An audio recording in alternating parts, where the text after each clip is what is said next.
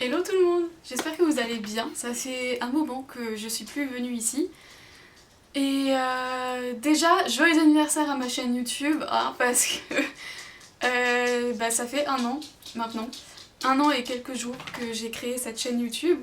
Viens Fifi, viens, viens là. Allez. Bon oui, toujours fidèle au poste, elle aussi. Oui, du coup, ça fait un an et quelques jours que j'ai créé ma chaîne YouTube. Bon, en un an, il n'y a pas eu énormément de vidéos, mais voilà. Donc là, ça doit faire peut-être un peu plus d'un mois que j'étais plus ici. Donc aujourd'hui, on se retrouve. Donc déjà, j'espère que vous allez tous bien. Et aujourd'hui, on se retrouve de nouveau pour un avis de livre.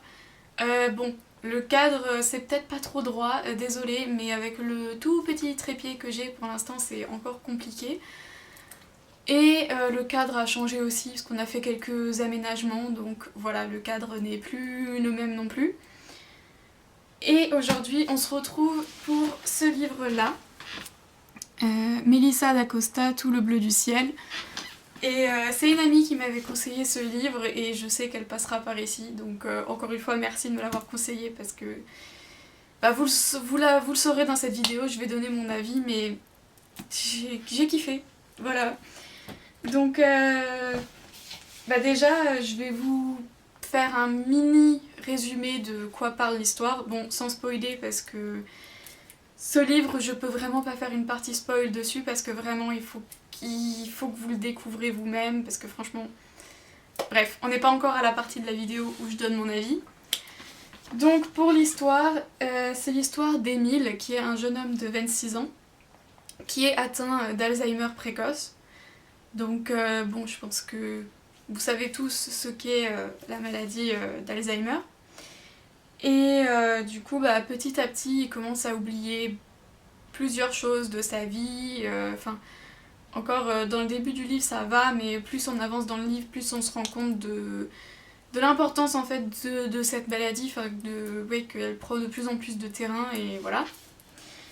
Et du coup, il décide de partir en voyage dans un camping-car, tout simplement parce que du coup, il sait qu'il est condamné et qu'il lui reste que quelques mois à vivre. Et donc il décide de partir en camping-car parce que tout simplement il veut pas mourir relié à des machines dans un hôpital.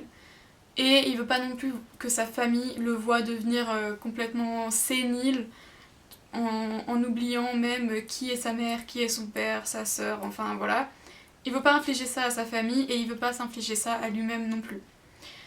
Donc il décide de partir en voyage en camping-car, mais comme il veut pas trop partir seul non plus, il fait une annonce sur un site. Alors c'est pas le Bon Coin, hein.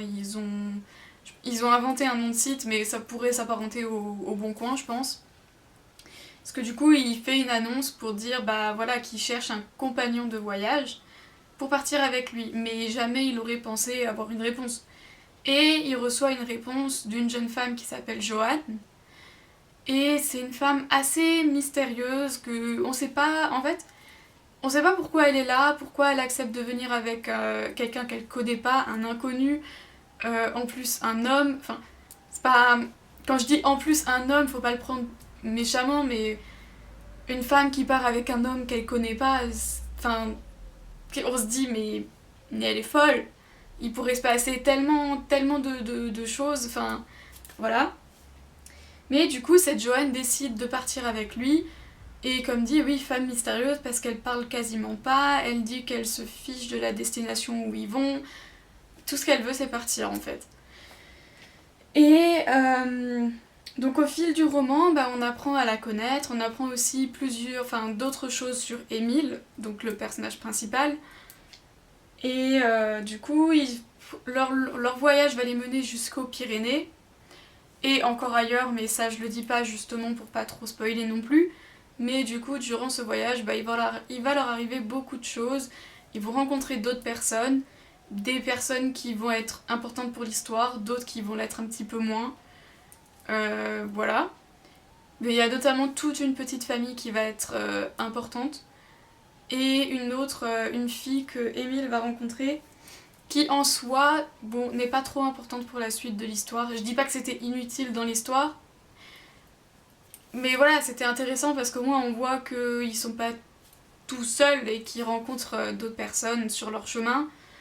Et après ils partent faire des randonnées, enfin vraiment ils partent, ils font un long voyage du coup ouais, jusqu'aux Pyrénées qui après va les mener ailleurs.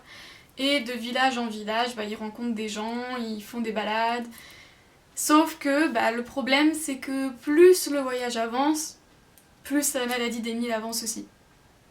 Et donc y a des moments où la maladie gagne vraiment du terrain et où c'est compliqué pour Johan, pour Émile.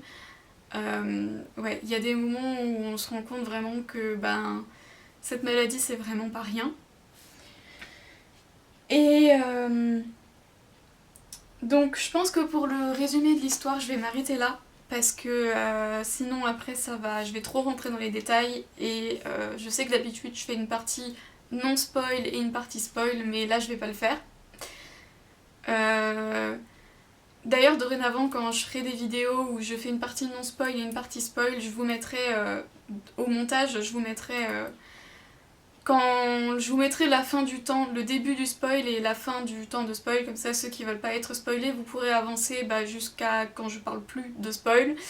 Voilà. J'y ai pensé, je me suis dit mais en fait ça serait tellement plus simple de faire ça parce que peut-être qu'il y en a qui arrêtent totalement la vidéo quand je dis que là c'est la partie spoil. Donc voilà. Donc ben comme d'habitude, n'hésitez pas à regarder ma barre d'infos aussi parce que je vous mettrai le résumé de la 4ème de couverture dans la description. Et n'hésitez pas non plus à aller sur ma page Instagram parce que ben je vais faire mon avis écrit sur le livre. Bon, il n'y aura pas beaucoup de choses qui vont différer de ce que je vais dire dans cette vidéo, mais ça sera peut-être un peu plus détaillé. Et bien sûr, je mettrai les citations que j'ai aimées dans ma story Instagram et je la mettrai sûrement à la une. Voilà. Donc pour mon avis, tout simplement je vous conseille ce livre à 1000%, vraiment. J'ai 0 point négatif sur ce livre. Et c'est très rare que j'ai pas un seul point négatif sur un livre. Et ça arrive souvent avec les Musso, mais là, voilà. En plus je connaissais pas du tout cet auteur. Et comme dit, c'est une amie à moi qui m'a conseillé ce livre et franchement, je regrette pas du tout parce que... Bon, ceux qui aiment pas trop lire ou qui lisent sans plus, oui, l'épaisseur peut vous faire un peu peur, mais franchement ça va. Enfin, en fait, à chaque fois qu'on lit, on a envie de savoir la suite. Donc franchement, on a tout le temps envie de savoir la suite, donc ça se lit plutôt vite.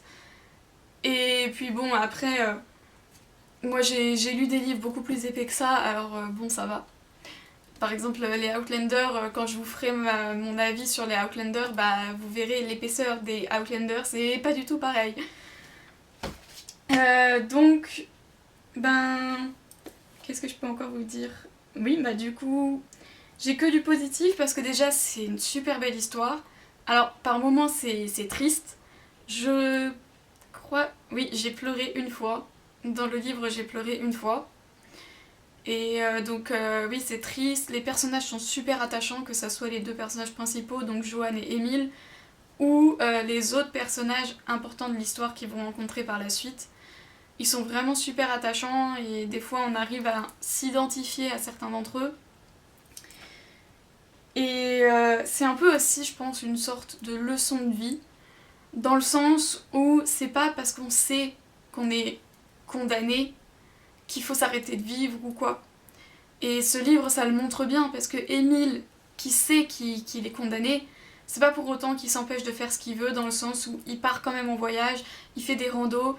Alors bon, ça a quand même été déconseillé par ses médecins, mais je trouve, ouais, c'est une belle leçon de vie, et parce que même avec quelqu'un qu'il connaît pas, il entreprend ce voyage, et après ils apprennent à se connaître. Et après, est-ce que dans la vraie vie, ça pourrait arriver? Je pense pas.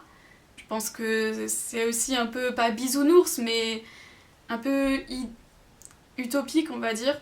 Parce que je pense pas que dans la vraie vie, on pourrait faire ça. Mais bon, c'est quand même une belle leçon de vie, dans le sens où il faut pas s'arrêter à ce qu'on sait, et quand même essayer de toujours faire ce qu'on a envie de faire, et ce qu'on pense qui est bon pour nous, malgré ce que notre entourage ou les autres peuvent dire. Donc voilà. C'est également bien écrit et je connaissais pas cette autrice, donc je sais pas si c'est son premier roman ou... Je sais qu'elle en a fait un autre parce que une autre amie m'a dit que récemment elle a vu un de ses romans en librairie, donc un nouveau roman, donc je sais qu'elle en a fait un autre. Mais je sais pas du tout si Tout le bleu du ciel c'est son premier roman, mais en tout cas si c'est son premier roman, chapeau parce que franchement c'est super bien écrit. Et j'avais plein de citations, donc ouais j'ai plein de citations dans le téléphone que je vais mettre sur ma page Instagram parce qu'il y a des citations qui sont vraiment... Bah ça m'a touchée et ça reflète bien la vie pour certaines et voilà. Donc j'en viens à bout... Bah, 1, 2, 3, recommence.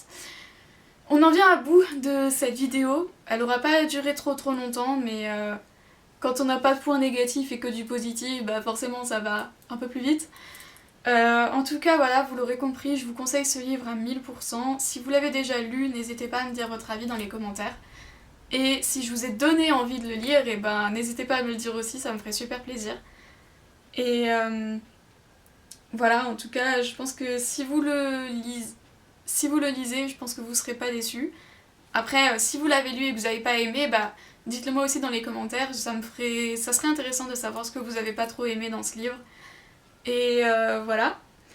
Donc sur ce, je vous invite, si c'est pas encore fait, à vous abonner à ma chaîne YouTube, à vous abonner à ma page Instagram du même nom que ma chaîne YouTube, donc Petit Panda Matelot.